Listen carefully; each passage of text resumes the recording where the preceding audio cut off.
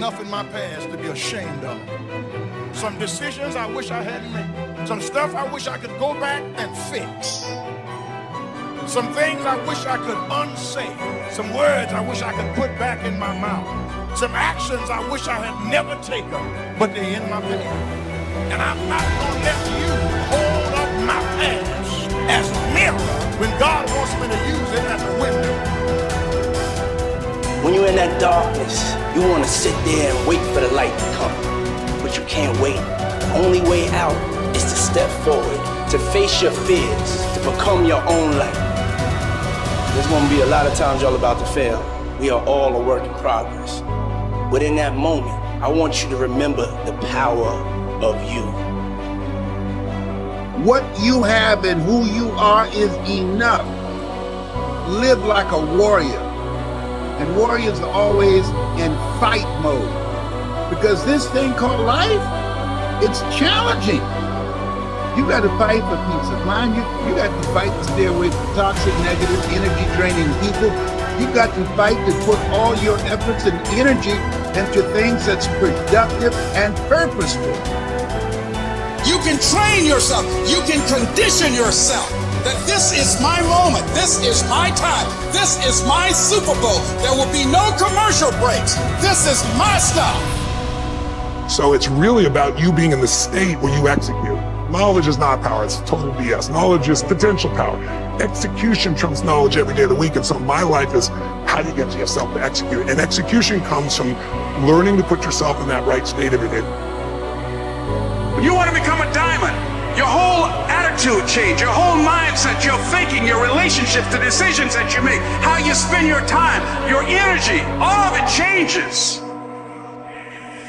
You're going to determine the outcome of your life. You're going to determine whether or not your life is exciting or whether or not it's boring. You determine that. And those people who know that, they move with a sense of urgency. They move with purpose and direction. They work it, they manage their time effectively.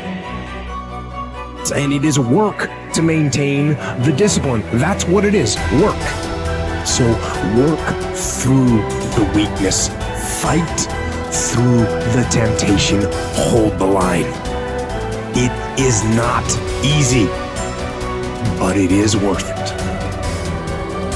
Yes, because discipline equals freedom.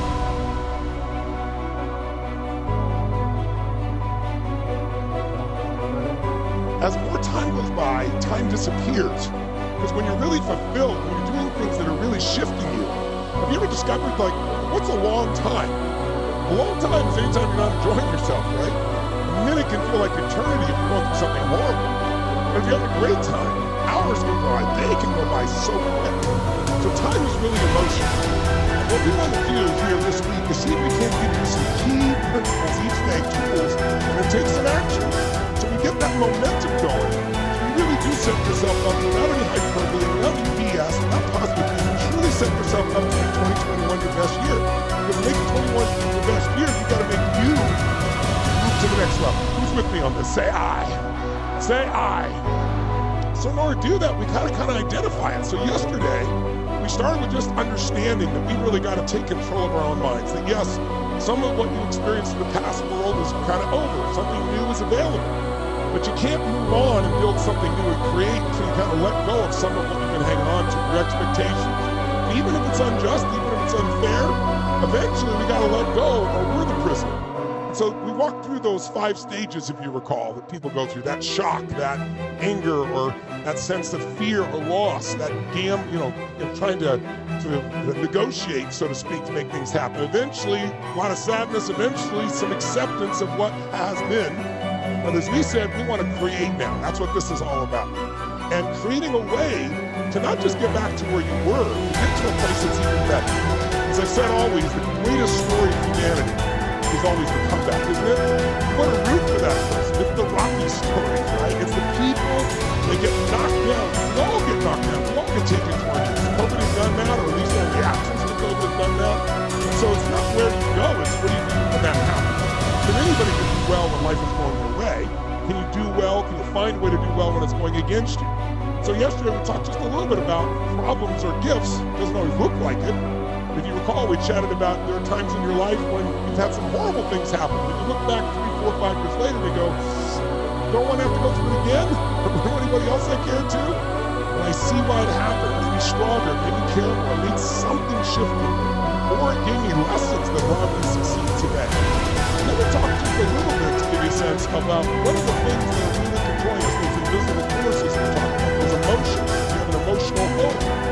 And literally, you find a way to get back to it. If our home is not so nice, we get back to it. If our home is beautiful, we get back to it mentally and emotionally.